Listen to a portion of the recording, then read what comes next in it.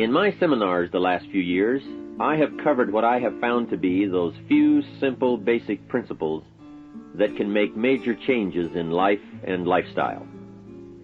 One of those subjects that gets the most comment is diseases of attitude. And out of that subject, worry and how to kick the worry habit have caused the most questions. So in this brief visit with you, let me give you my best look at worry, how to recognize it and define it, and what to do about it. And hopefully, these ideas will give you a good chance for confidence over worry. First of all, worry might well be killer number one. And if it is not the number one physical killer, although doctors tell us worriers die sooner than non-worriers, and we have all heard the expression, worry yourself to death, at least it is the number one killer of dreams and achievement, of energy and vitality and lifestyle. I know the damage and effect of this killer, worry, firsthand. I will spare you the details, but over a period of some 3 years, I let worry get out of hand. As I've mentioned before, I became a super worrier. I was good at it. The combination of small and big worries about my circumstances, what people thought of me, my finances, my abilities, the future, my progress, all led to a complete physical collapse, a stay in the hospital, emotional, mental, and physical exhaustion, and a deep despair I couldn't shake. A sad picture for a young man who should have been well on his way to carving out his share of opportunity. I am happy to tell you that good fortune came my way, and as many of you may be aware, I met a man, Mr. Earl Shoaff, with his ideas and inspiration and the help of a very close friend. I worked my way past the minefields of worry and disaster and out into the clear air of mental sunshine. And if I did it, anybody can do it. I'm not saying it's easy. It took me almost a full year to kick the worry habit. It took practice and much effort, but it was well worth it.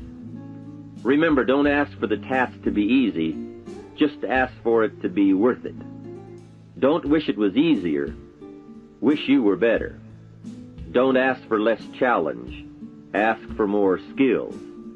Don't ask for less problems, ask for more wisdom. It's the challenge that makes the experience. And life and its color and meaning and adventure for you is this collection of experiences. To wish them away is to wish your life away. So let's get to worry and what it is and what it does, how to define it, and what to do about it. And let's do it with eager, high hope that it won't be long until you will be free of the worry habit and on your way to the life and lifestyle that you want. First of all, let's define worry. There are many ways we could describe it. Worry is fear painting pictures in your mind. And if you watch that mental movie too long, you get a false picture of how things really are. Worry is a mental broadcasting station, and more often than not, it is false or at least distorted propaganda. Worry has that sneaky way of stopping short of giving you all the facts. Worry is often the trickery of mentally filtered facts on the negative side and the bold declaration that these are all the facts. Worry has the mental audacity to suggest that the elevator only runs one way, down. Many times worry is a 5-alarm bell for a wastebasket fire.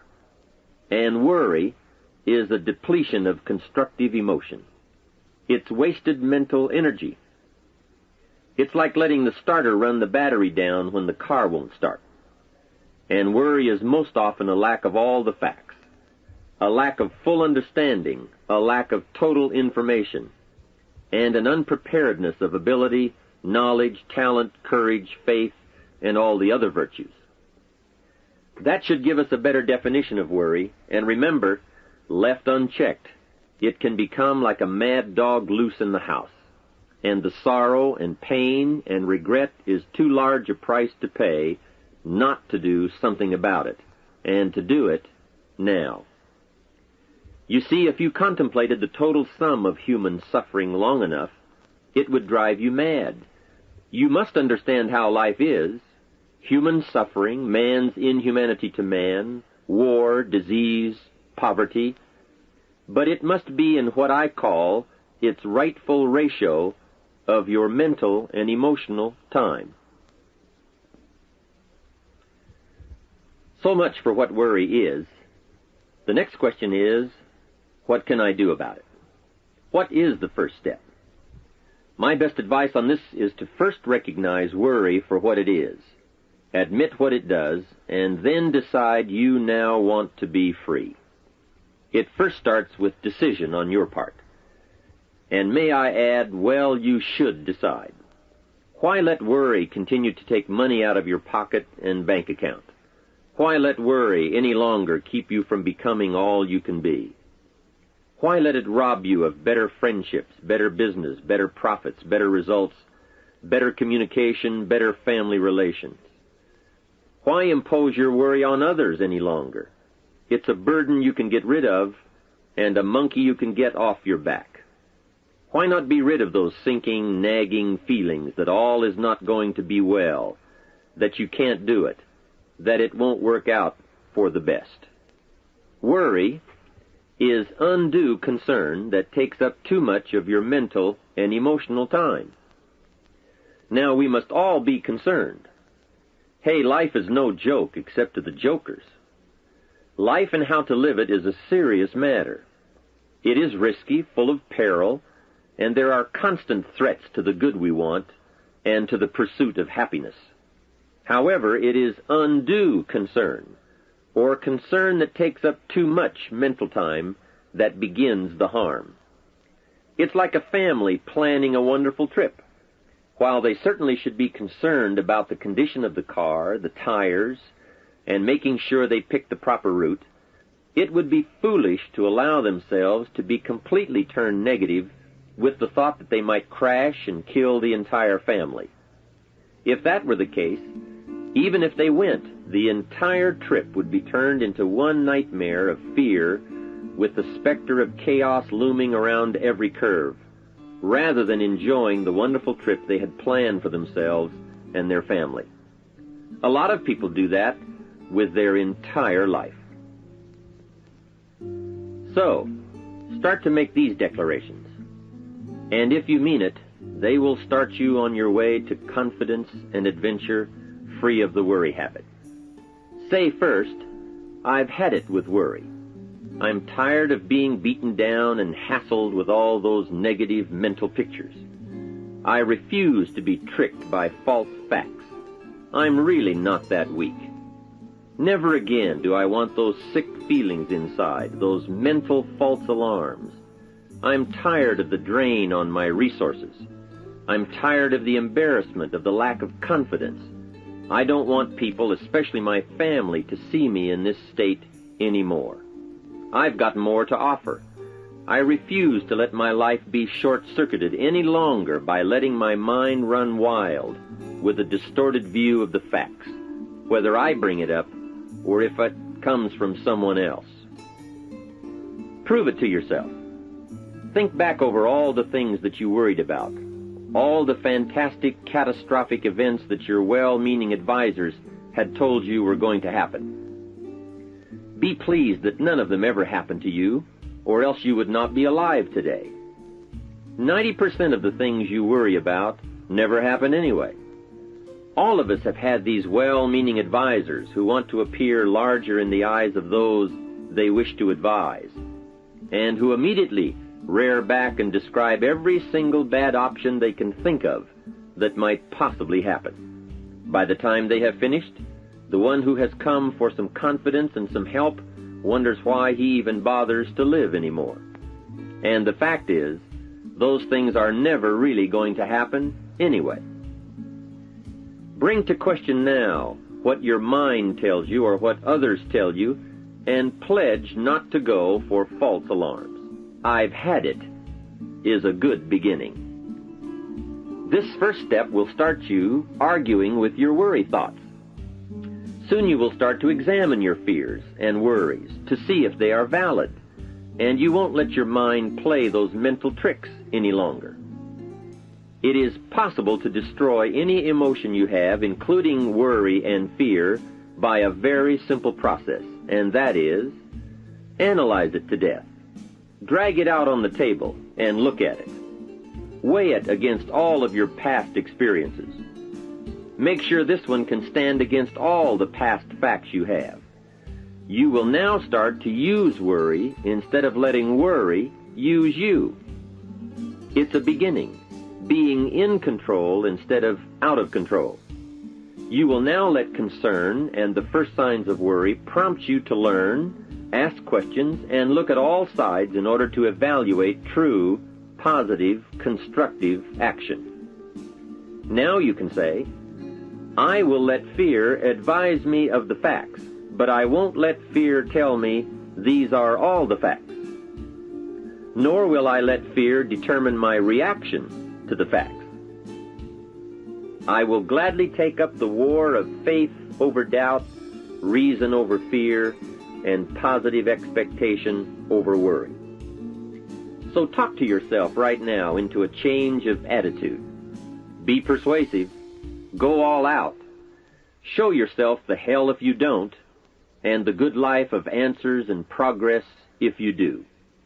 Say to yourself, what a fantastic feeling it must be to stop the panic drain on my mental energy, emotion, and physical strength. Imagine putting all that saved energy and emotion and strength into my action plans for the good life. Hey, accept the challenge. Believe your beliefs, doubt your doubts, stay on the campaign to give worry a bad time. Like being your own conscientious judge, say, I've had it with the presentation of a one-sided story. I sustain the objection that worry has failed to bring out all the facts. I despise these mental courtroom maneuvers that try to belittle my client, me. I demand the whole truth, and if worry will not be silent, I may cite him for contempt of the court of reason. Call up that scene often when worry wants to hassle you with the same old tricks and the same old results. It will work every time. Okay, let's move on to some really positive steps. If you can survive all that has happened to you up to this moment in your life, in spite of doing and thinking many of the wrong things, imagine how you can succeed by now starting to do some of the right things. First, the best answer to worry is confidence, and confidence starts first with awareness. Here is one of the most important lessons in life to learn. Life and business is like the changing seasons, and the real challenge of life is to learn how to handle the winter and take advantage of the spring. In short, that's it. You see, winter always comes, but so does the spring. Night follows day, but also day follows night. Sure, the tide goes out, but it always comes in. Opportunity follows difficulty as surely as difficulty follows opportunity. I have written and recorded much on how to take advantage of the spring, how to cash in on life's opportunities, work hard all summer, learn more ways to plant and protect what you invest, and to reap in the fall without complaint, knowing it's your harvest and you've reaped what you've sown. For this subject, however, let's talk about how to handle the winters, those times when worry, like winter, takes its heavy toll. So, we tell it like it is. Winter always comes. So does the night. Some happenings in our life will always be a cause for concern, and sometimes concern turns to worry, and worry turns to fear. But remember, that is to be expected. Each day, each event, each season brings both expected and unexpected challenges that we must think about and make decisions on. Life is like a stream that flows continuously. The better we understand that, the better chance we have to produce good results out of all of our challenges. May I suggest something to you? I have a friend who is an avid skier. You know something? He can only ski in the wintertime. You can only hunt the elk when the snow falls in the high mountains and drives them down.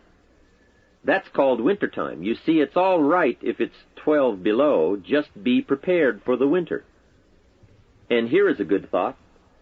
A full, well-developed human being will find a way to take advantage of the winter, not just handle it.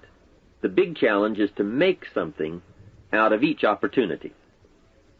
Now, if winters are always going to occur in our life, shouldn't we benefit from them too? Come the next winter, you could be on the inside looking out, seated by a warm fire, the company of a good friend, and those unique feelings of security in spite of the circumstances or the season. Begin to know now that the night will pass, and as you learn to grow and progress, you will better understand how to handle every night and better live every day. Here's some of the best advice I have on worry. First, don't be afraid to face the facts of life. It is not negative to understand that the winters always come. Don't be faked out. Don't clip the word impossible out of the dictionary. Sure, the Bible says all things are possible, but I don't really understand all that means. My daughters ask me, have you ever tried putting toothpaste back in the tube? Don't say I don't want to hear the problem. I don't want to see the difficulty. Don't show me the weeds. Don't say anything negative. Only see the positive. That's foolish. There is a thin line between positive thinking and kidding yourself. And remember, there's also a thin line between faith and folly. Here is the key.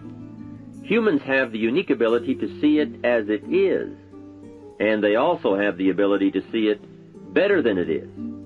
One is called fact, the other is called faith. Faith you develop, facts you acquire. The facts you acquire are essential. It's like belief. You constantly must find facts to support your belief. Faith says, I will move mountains. It doesn't say, I will move mountains if someone gives me a bulldozer. I'll move a mountain if they will build me a road up there, if the weather's nice, if they give me a shovel. Faith just says, I will move mountains.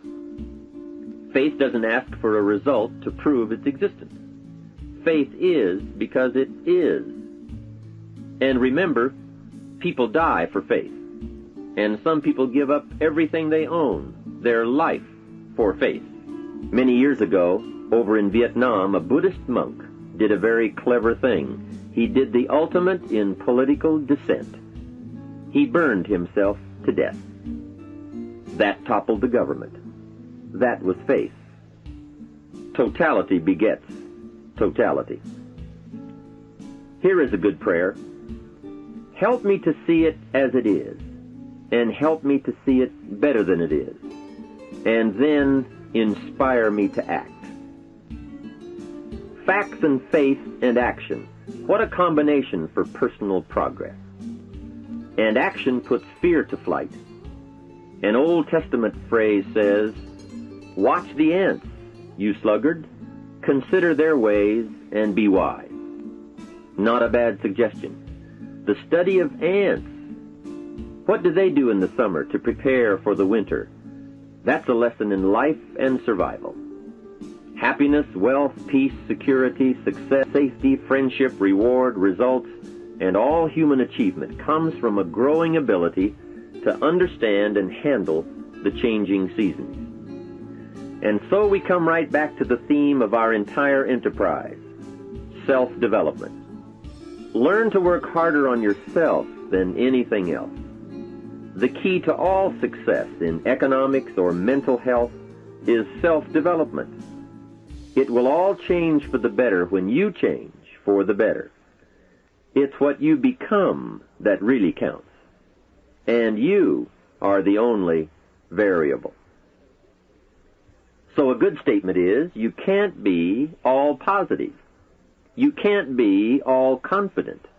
You can't be all faith. But confidence and faith and courage and inspiration can dominate worry and fear.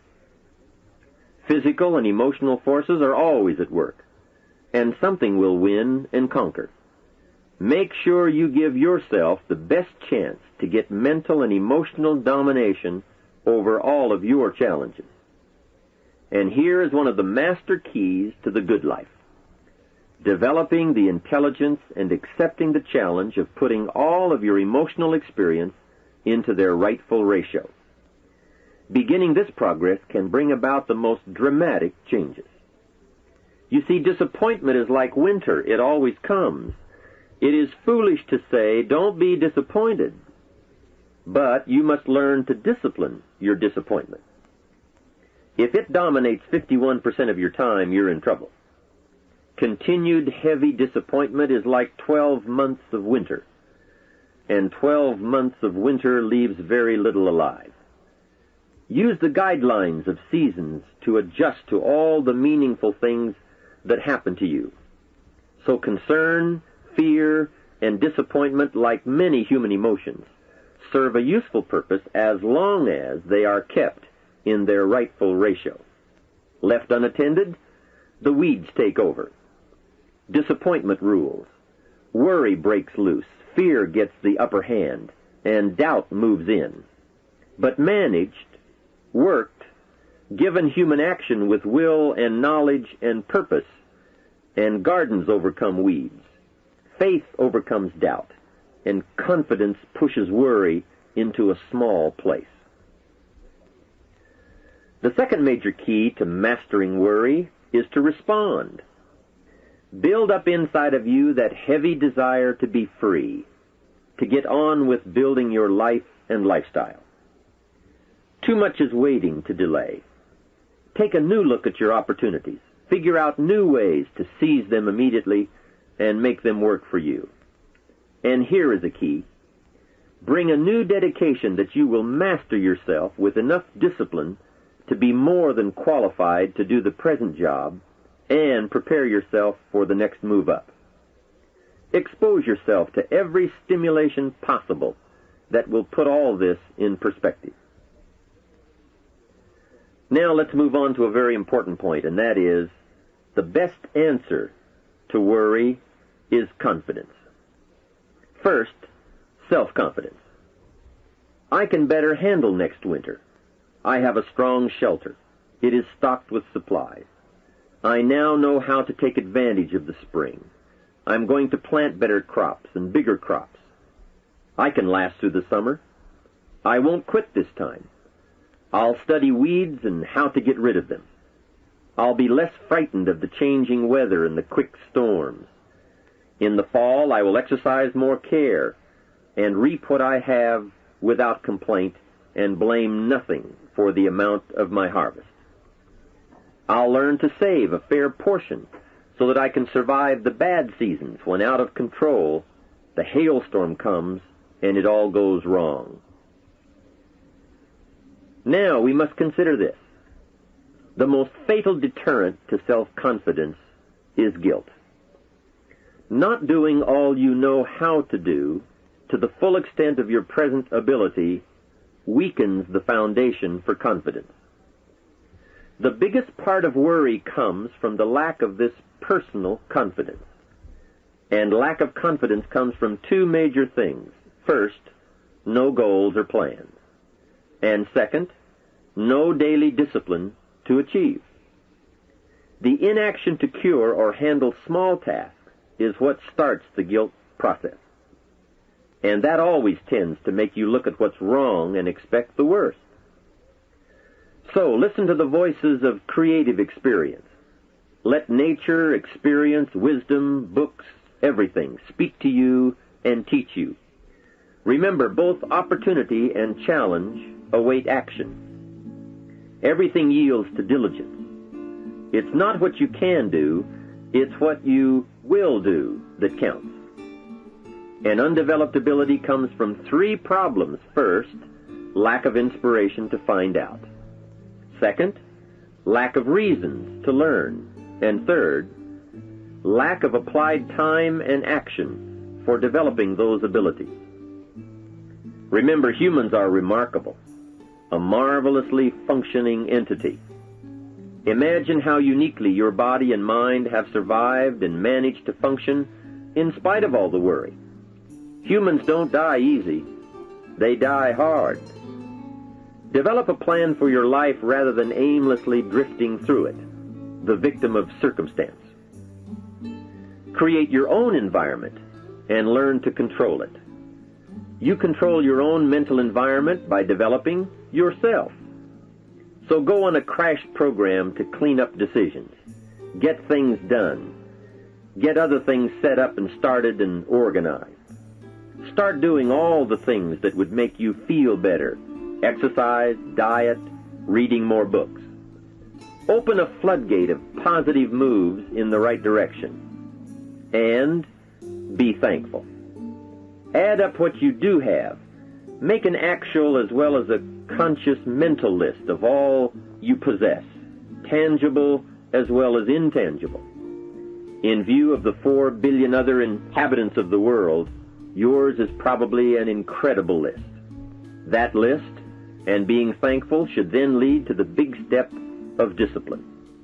The discipline to sit up and listen, the discipline to pay attention, the discipline to give people and kids the gift of your attention, the discipline to be alert, take care of yourself, rest, eat properly, the discipline to talk well and practice good manners. Courtesy is contagious. Take one day and see what a variety of positive steps you can take and projects you can take on. At the end of the day, go over it.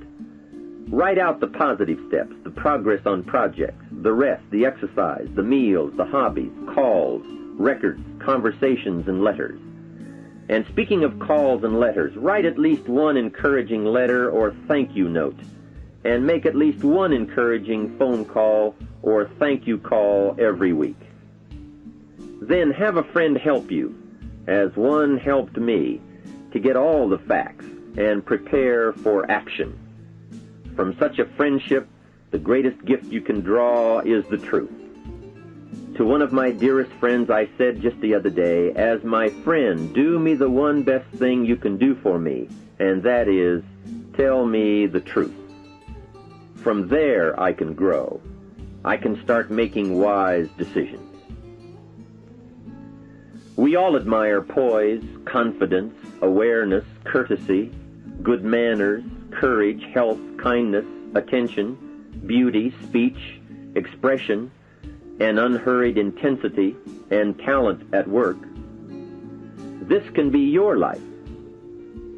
Say with me today, today I will draw on all I've learned and practiced, from curiosity to confidence, and I will utilize it all to meet the experiences and challenges that may come my way or that I may seek out. And if all I know and do does not meet or match some unforeseen challenge or experience, I will keep careful notes and take them to my private conference table and try to figure them out and learn and grow. Mixed in my curiosity is thanks that I'm alive and able to see and feel and learn and handle and enjoy being human and being alive, and having been given a chance to turn challenge into experience.